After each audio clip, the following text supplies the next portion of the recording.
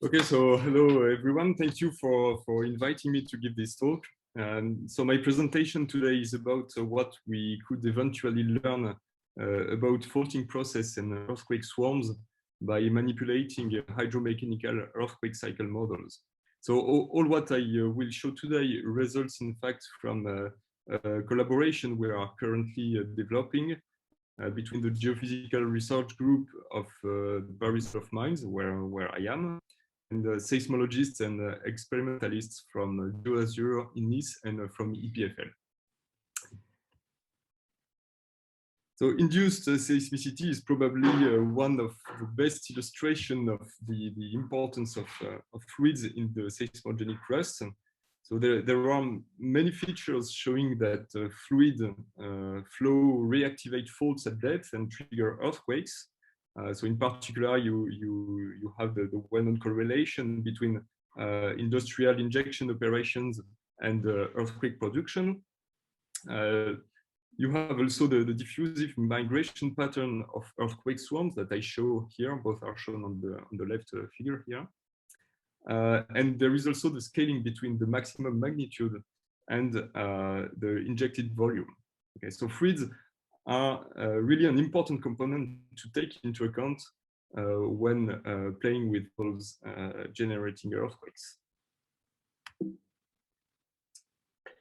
And beyond the induced seismicity, we also have some evidences that fluids promote slow aseismic slip-on faults. So the analysis of earthquake swarm patterns and some recent in situ experiments consisting of fluid injection into decametric scale faults done in a deep laboratory.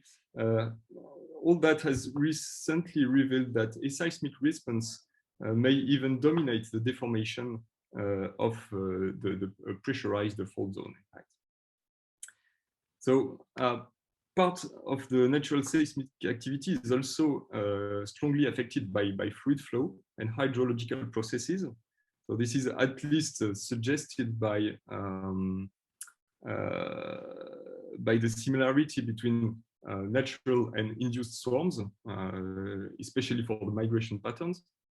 And this is also shown by some occurrences of seismic modulation that is controlled by hydrological effects. So here you can see on the right figure the seismicity modulation in Nepal because of the monsoon.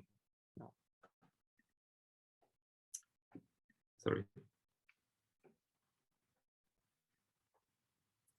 So at a different scale, earthquakes, but also low frequency earthquakes, and in fact all the spectrum of fault slip events that occur in subduction zones are also frequently observed in hydrated regions, at least as far as it can be imaged and revealed by seismic tomography.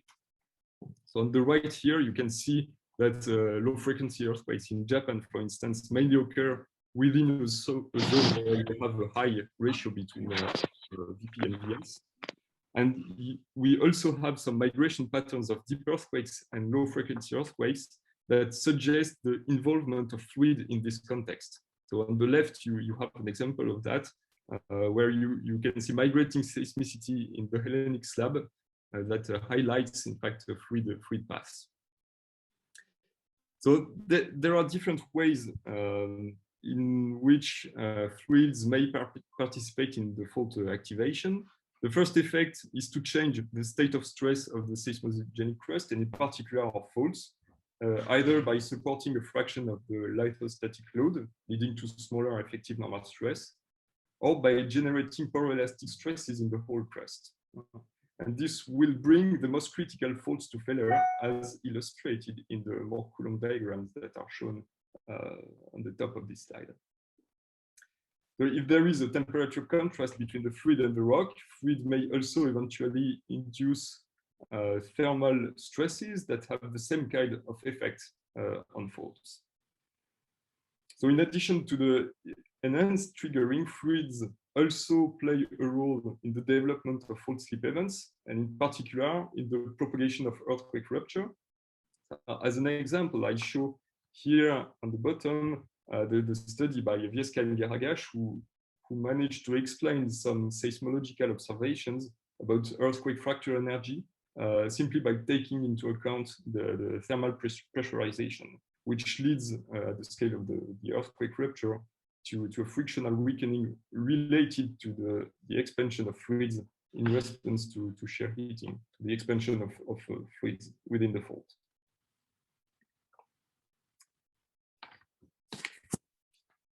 Okay, so our basic knowledge of fluid-fault interaction could be summarized as follows.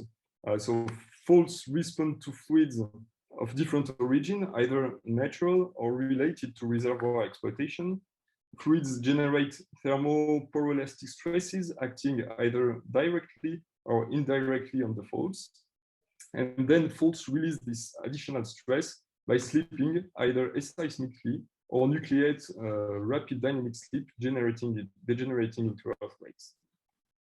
So in order to take into account the fluids in fault models, the ideal option would be to consider the coupling between traditional fault models based on the balance between elasticity and friction and thermo-poro mechanical approaches. So we have seen an example before, but even though there are some attempts to develop this coupling, simplified hydromechanical approaches are also frequently used.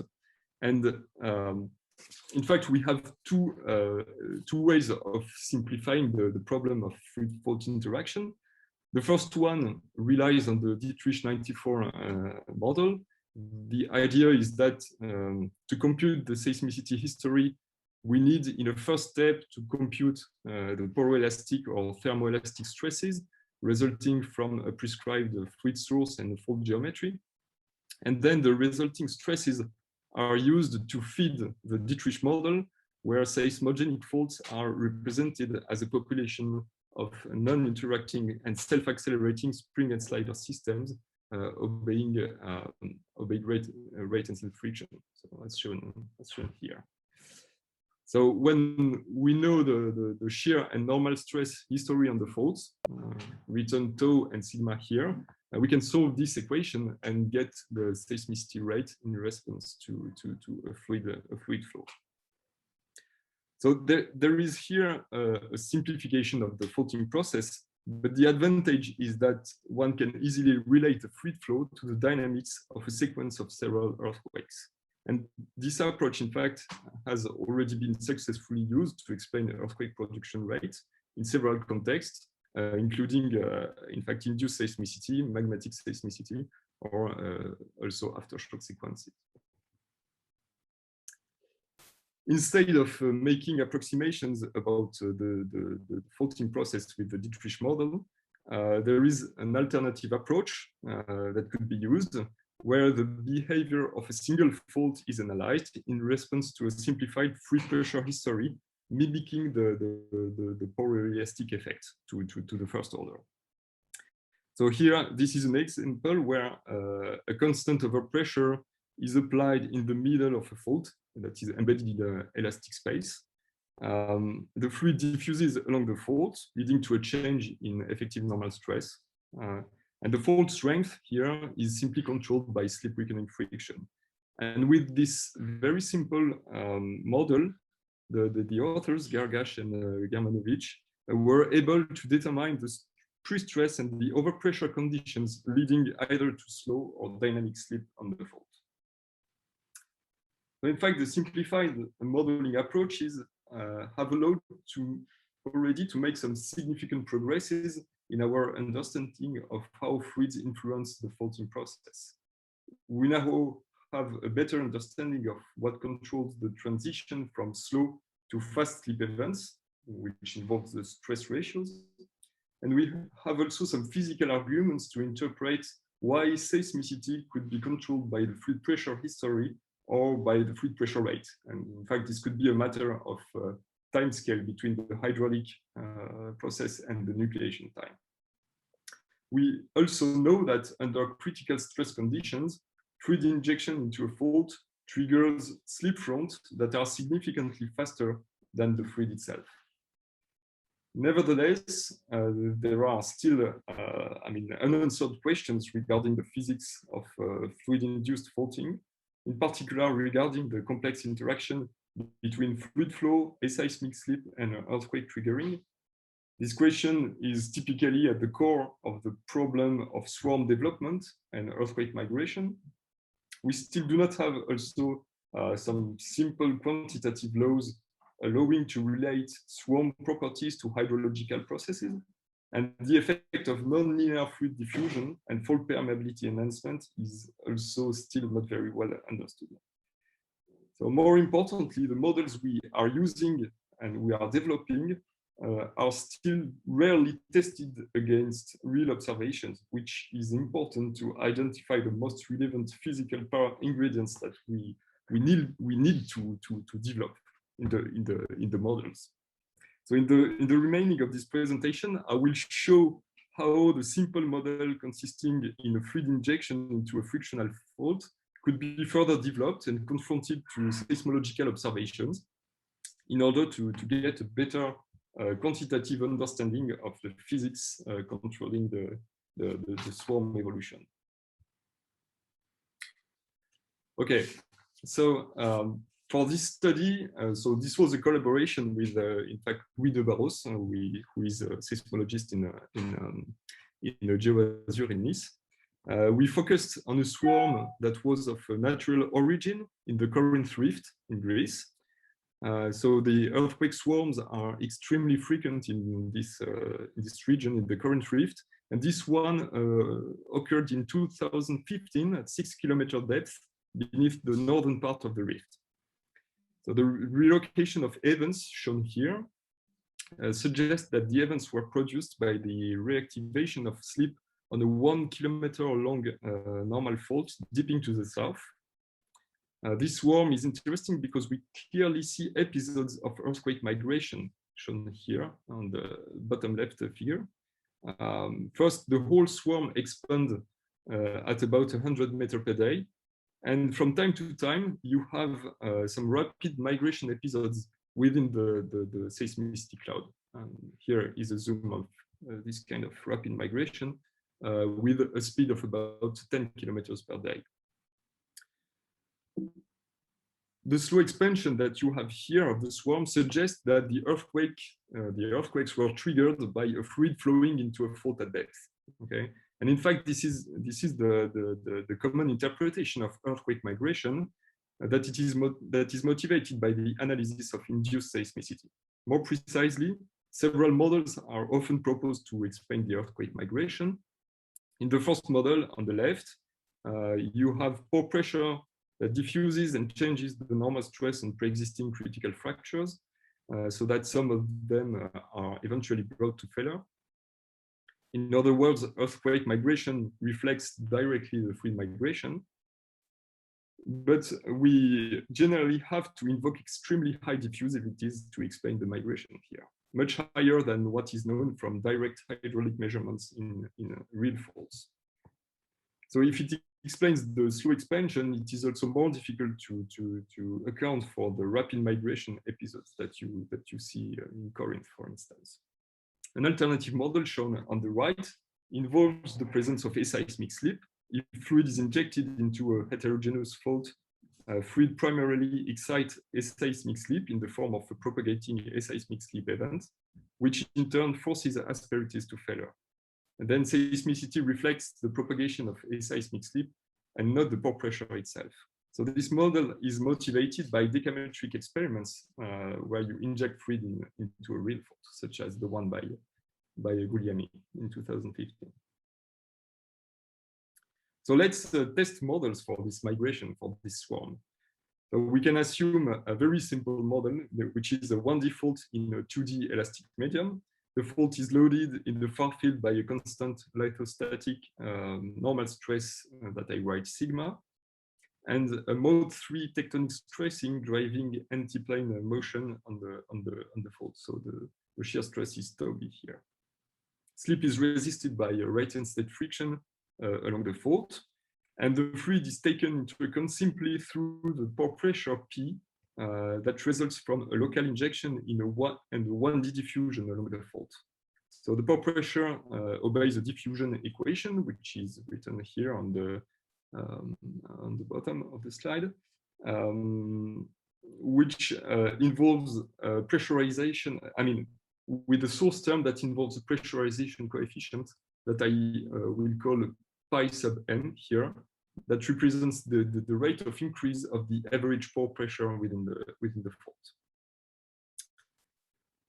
Then the friction coefficient, so the pore pressure here essentially results in a change in effective normal stress along the fault, and therefore in the variable frictional strength, which is the product of the friction coefficient F and the effective normal stress sigma effective. Okay.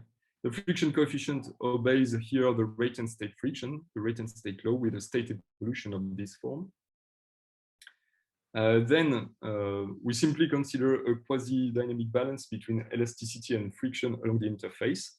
The elastic stress is written on the right-hand side here, and you have three contributions. You have the loading tau sub b. You have the elastic stress transfers, that is this term here that involves the Hilbert transform of the slip gradients along the fault. And finally, the damping term here that accounts approximately for the radiation, the elastic wave radiation in the fault normal direction. Okay, so this set of equations that you see here are then solved with the standard finite difference methods, making use of adaptative time stepping to get the slip and stress history along the fault in response to a fluid injection. So the advantage of rate and state friction is that here we can produce both aseismic slip and earthquakes, depending on the A and B value. Friction will lead to stable slip, essentially under strengthening conditions, where A minus B is positive, or spontaneous acceleration of rapid slip if A minus B is negative. So one of the very first problem that we can consider with such model is the relationship between fluid flow and aseismic slip. So in fact, this is a problem that has received a particular attention in the last years. And my contribution in this field was to analyze the fault response of the rate and state framework. So in a first step, let's consider an injection in a homogeneous velocity strengthening stable fault. So this is the result of a simple injection scenario with a constant injection rate for a given period of time here.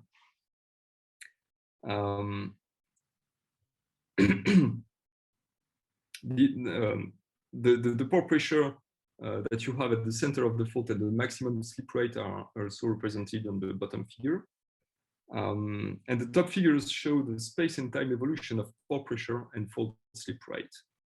So as fluid is injected, a slip rate perturbation develops and expands along the fault, just as the pore pressure does. But here, for a 1% change in effective normal stress, the slip rate perturbation is multiplied by 2 orders of magnitude, and the slip perturbation migrates much faster than the pore pressure does. So here, top left, you have the slip rate perturbation, and top right, you have the pore pressure perturbation. The same kind of diagrams that Elias showed before.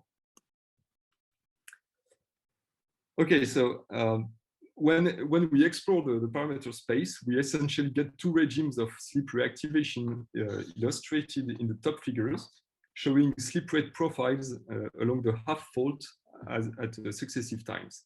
So in the first regime, initial stress is close to steady state conditions, and in the second regime, it is characterized by higher initial stress.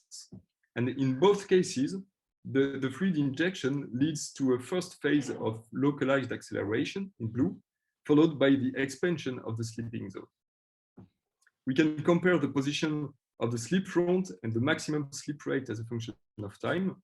Even if the initial phase is similar in both situations, the expansion and the slip acceleration is much stronger for higher initial stress.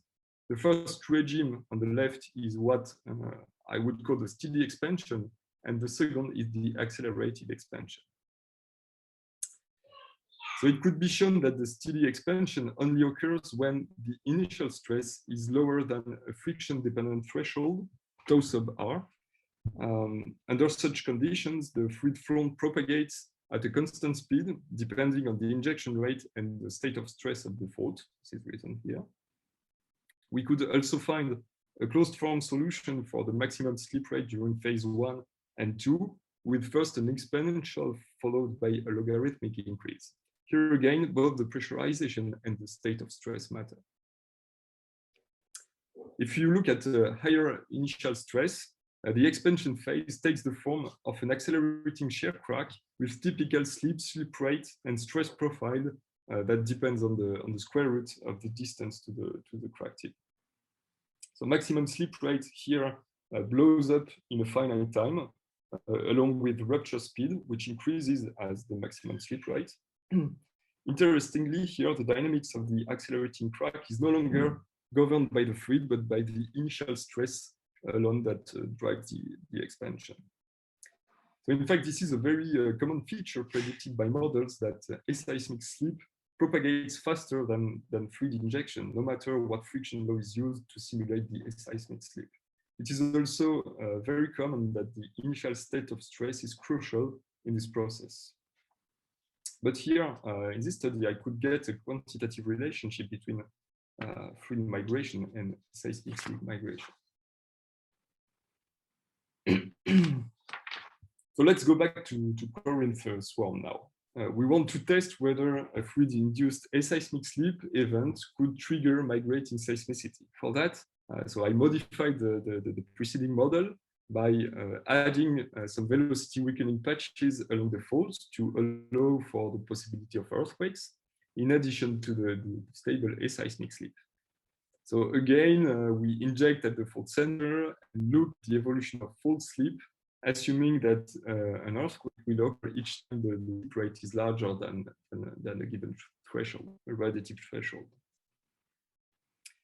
And here, the second difference is that we also assume the nonlinear pore pressure diffusion with a permeability dependence on the state variable. So it's a very basic micromechanical model. And this will lead, in fact, to permeability enhancement during fast slip. All right, so here you have a typical simulation results. So in all these diagrams, you have the time on the horizontal axis, and on the vertical axis, you have the distance along the fault. So the fluid is injected at x equals 0 in the middle here. Earthquakes are shown as black dots, and the colors indicate either the pore pressure and the slip rate in the top figures, or the total slip, accumulated slip on the bottom figures. So the fluid injection here triggers both earthquakes and aseismic slip. The fault region affected by seismicity and aseismic slip is generally much larger than the pressurized area. The aseismic slip front migrates faster than the pore pressure does. Clearly, here the aseismic slip front drives also the seismicity, which results in earthquake migration. First, you have the slow expansion at about 20 meters per day, and then you also have the fast migration episodes at several hundreds of meters per day. So this simulation reproduces the migration pattern that you observe in Corinth, with the correct aspect ratio between the slow expansion speed and the fast migration episodes. Also here, the fluid pressure itself does not explain the triggering of seismicity, and in fact, we need to consider an aseismic contribution in this model. So if you explore further the parameter space, so the symbols here are the numerical results. You can conclude that the fast and slow migration speeds are in fact primarily controlled by the pressurization parameter, pi sub m, which I recall is the rate of increase of the average pore pressure within the fault.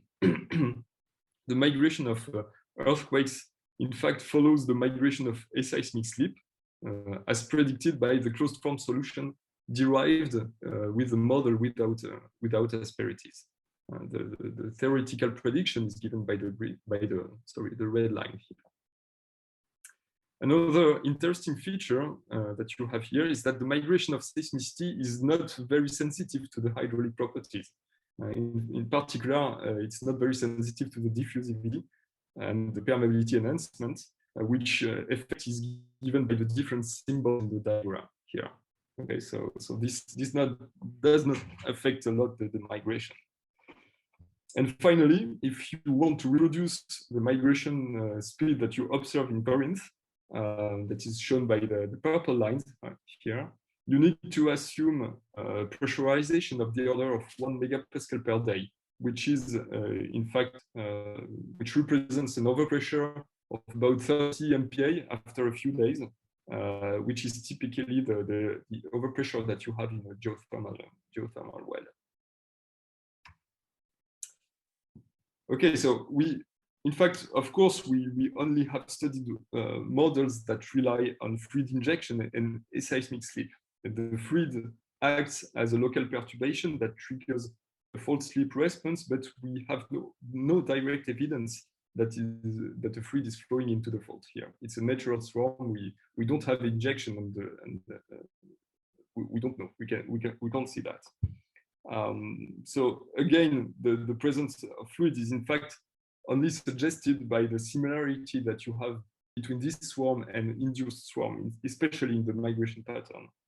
So to further support this conclusion that the fluid is flowing here, we also would need to test other models where you don't have any fluids, and where, for instance, the slip would be initiated by simply the tectonics, the extensional tectonics of the whole area.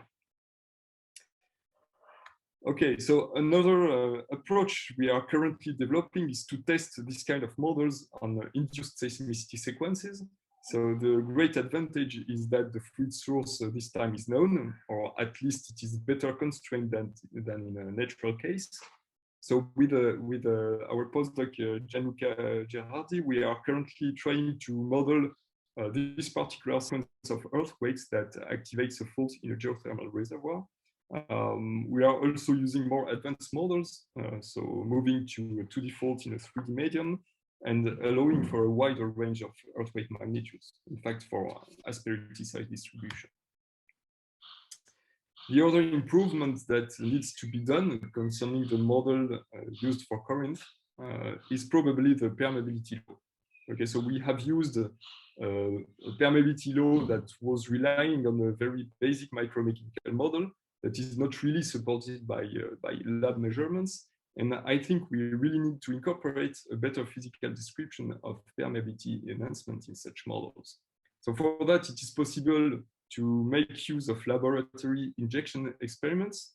This is something we have started to do with Michel Macari, as she was a PhD in our group, and in collaboration with François Presleg, who is now at GeoAzur. The idea was here to measure the pore pressure evolution in a so-cut rock sample, which was loaded in a triaxial cell and injected through a borehole. Then we inverted the pressure history to get the fault's hydraulic diffusivity history, making use of a very simple nonlinear fluid diffusion model. So here on the left, you have the sample, the schematic of the sample. On the right here, you have the different experiments that we made.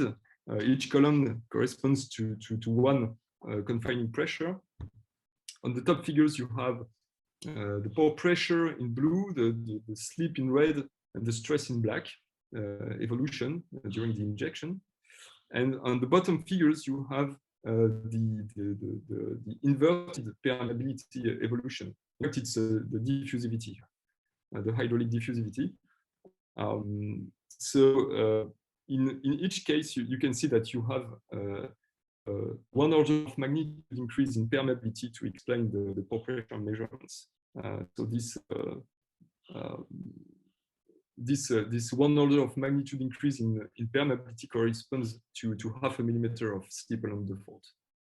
Okay, so this permeability enhancement, we have shown also that it is very dependent on the effective normal stress that you have on the fault.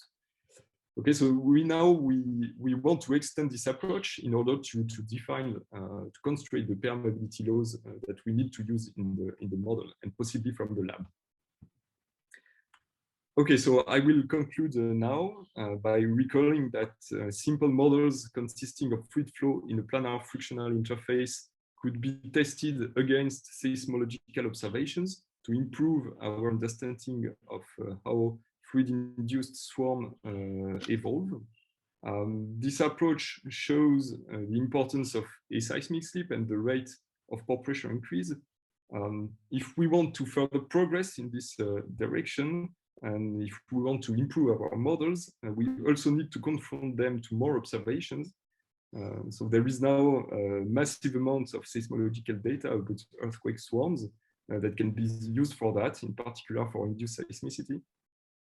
And it is also possible to make use of all the experimental framework that is currently developed.